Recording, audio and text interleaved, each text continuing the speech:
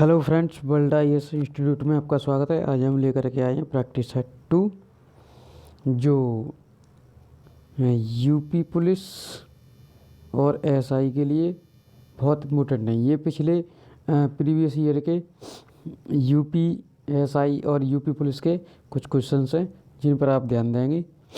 अगर इससे पहले कि हमारी वीडियो नहीं देखे तो वीडियो देखें। और हमने प्रैक्टिस सेट 1 को डिस्कस किया है जिसके 3 लेक्चर हैं। आप उसकी लिंक इस वीडियो के डिस्क्रिप्शन में मिल जाएगी, आप जा कर के देखें।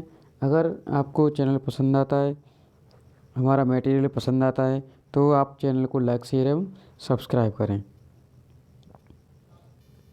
देखते हैं आज का पहला क्वेश्चन। आज का पहला क्वेश्चन है, गुरु सूरदास के गुरु कौन थे? सूरदास के गुरु कौन थे? तो ऑप्शन देखेंगे रामानंद, रामदास, वल्लभाचार्य या विट्ठलनाथ। तो इसका सही जवाब है सी, सूरदास के गुरु वल्लभाचार्य थे। क्वेश्चन नंबर 2, छंद पढ़ते समय आने वाले विराम को क्या कहते हैं?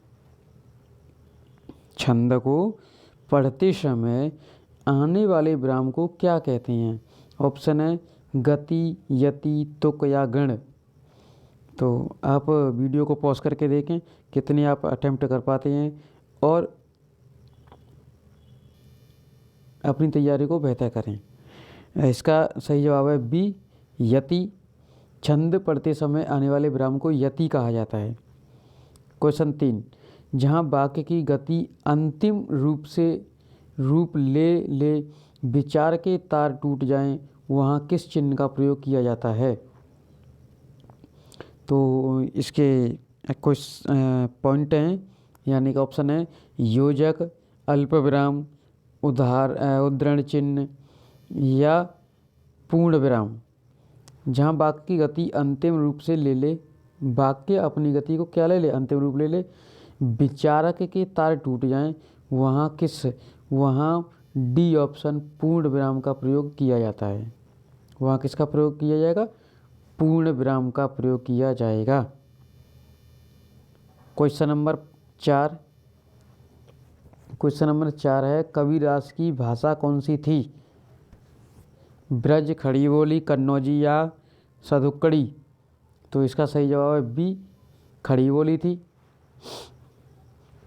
अगला क्वेश्चन, मुहावरों के लिए उचित विकल्प चुनिए। 6 से 7 2 मुहावरे हैं, देखेंगे। द्रौपदी का चीर का अर्थ है नारी का अपमान करना, शर्मनाक कार्य,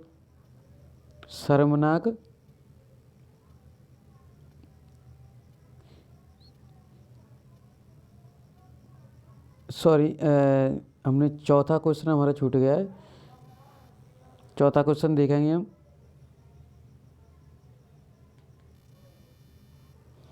चौथा क्वेश्चन है अमरस क्या है? एक काव्य दोष, एक संचारी भाव, एक काव्य गुण। ऑप्शन डी है एक अलंकार। तो चौथे का सही जवाब है बी, एक संचारी। अमरस एक संचारी भाव है। नंबर 5 क्वेश्चन है, कबीरदास की भाषा कौन सी थी?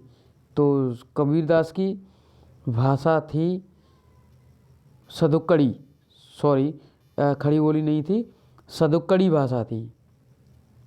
कौन सी? सदुक्कड़ी।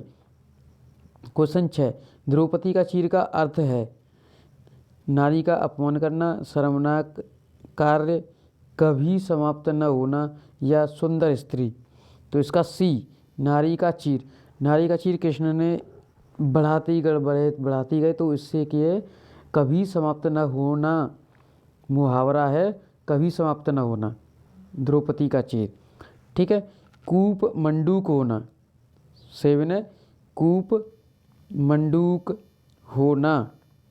तो इसका ऑप्शन है कुएं में गिरना, मूर्ख होना, मात देना, सीमित ज्ञान या सीमित अनुभव होना।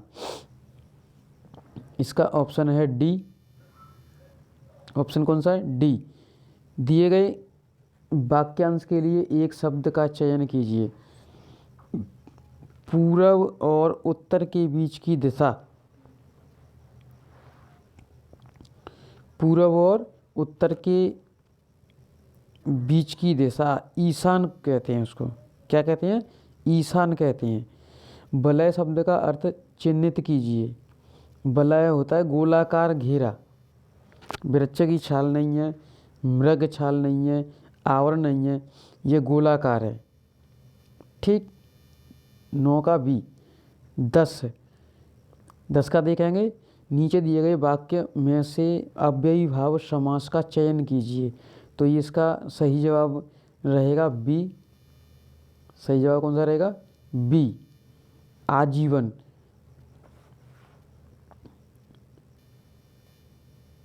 आजीवन।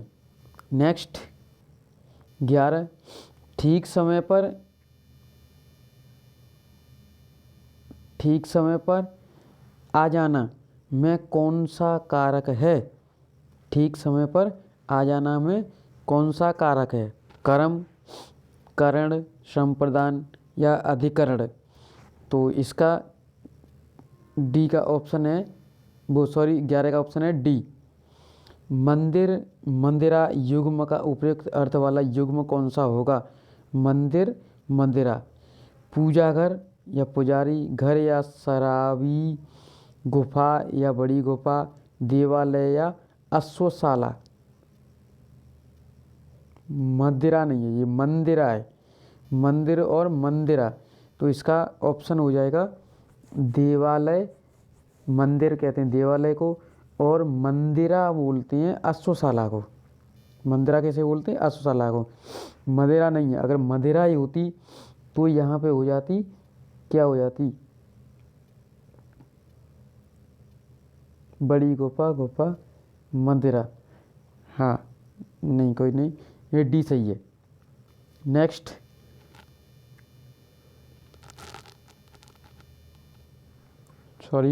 डी। इसका निम्नलिखित में मिश्र वाक्य हैं। मेरे आते ही वर्षा होने लगी, उसके जाने के बाद वर्षा होने लगी, वह घर से निकला और वर्षा होने लगी, ज्यों ही वह घर से निकला वर्षा होने लगी। मिश्रित वाक्य कौन सा है इसका? डी। मिश्रित वाक्य है डी। डी मिश्रित वाक्य है। नेक्स्ट देखेंगे। नेक्स्ट आप इसको पढ़ के देखेंगे। मैं आपको सवालों के जवाब दे रहा हूँ, आप इसको पढ़ेंगे। पूरे पैराग्राफ को पहले पढ़ें, उसके बाद उत्तर दें। मैं उत्तर दे रहा हूँ। कवि के मन में इच्छा उत्पन्न हुई है। 14 देखेंगे। कवि के मन में इच्छा हुई है। ऑप्शन है कुछ महत्वपूर्ण कार्य करने की, मन से बातें करने की, खुशियाँ मनाने की, या अपनी पहचान बनाने की। तो इसका ऑप्शन है ए। क्या ऑप्शन है? ए ऑप्शन है इसका। नेक्स्ट, सूखे पत्ते प्रतीक हैं। सूखे पत्ते किसके प्रतीक हैं? पतझड़ के, अकाल के, मन के, सूनेपन के, या शुष्कता के? तो इसका सी सही है। मन के सूखेपन के सूखे पत्ते प्रतीक हैं। नेक्स्ट, किन कलियों पर बाहर का आगमन हुआ? किन कलियों पर बाहर का आगमन हुआ? भाव रूपी कलियों पर, विचारों की कलियों पर, छोटी नई कलियों पर, या शुष्क कलियों पर? तो इसका सही जवाब है बी, विचारों की कलियों पर। नेक्स्ट क्वेश्चन है, गहनता की सफल से कवि का क्या आशय है? तो जी देखेंगे आप। विचारों में परिपक्वता, अपना अस्तित्व, लहलहाती फसलें, या विचारों की गंभीरता? इसका सही जवाब है ए। आप पॉज करके देखें और पैराग्राफ को पढ़ें। रिक्त स्थान हेतु दिए गए विकल्पों में उचित विकल्प चुनिए। उचित विकल्प चुनिए। तो राम की ... केवल इसीलिए हुई क्योंकि राजीव उसकी ... अधिक बुद्धिमान है। तो इसका सही जवाब देखेंगे, इसका सही जवाब अपेक्षा अपेक्षा अपेक्षा या उपेक्षा, उपेक्षा अपेक्षा, उपेक्षा या अपेक्षा। तो इसका सही जवाब है रामू की उपेक्षा केवल इसलिए हुई क्योंकि राजीव उसकी अपेक्षा अधिक बुद्धिमान है। तो इसका सी जवाब सही है। कौन सा सही है? सी। नेक्स्ट क्वेश्चन, निम्न पंक्ति में सही अलंकार का चयन कीजिए। पानी बिच मीन प्यासी, मोह शून्य शून्य आवे हंसी, मोह शून्य शून्य आवे हंसी। विभावना, अतिशयोक्ति, विशेषयोक्ति या उपमा। तो आप पॉज करके देखें, इसका सही जवाब है सी, विशेषयोक्ति। नेक्स्ट, निम्नलिखित विकल्पों में से किस विकल्प में सभी शब्द व्यक्तिवाचक संज्ञाएं हैं? इसका सही जवाब देखेंगे, इसका आप पॉज करके देखें, सही जवाब है ए, राम, रामचरितमानस, गंगा व्यक्तिवाचक हैं। कृष्ण कामायनी या मिठास, कामायनी अलग है। लखनऊ आम बुढ़ापा। तो देखेंगे इसका ये जवाब सही है। नेक्स्ट 21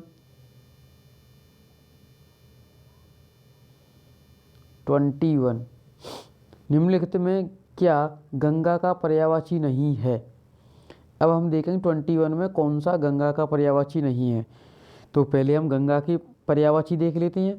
गंगा की पर्यायवाची कौन कौन सी होते हैं? जो नहीं होगा वो नहीं होगा। तो गंगा का पर्यायवाची तो मंदाकिनी है, भागीरथी भी है, सुरसरिता भी है, लेकिन कालिंदी नहीं है। तो इसका सही जवाब हो जाएगा सी। सही जवाब कौन सा हो जाएगा? सी। सही जवाब सी। सही वर्तनी शब्द का चयन कीजिए।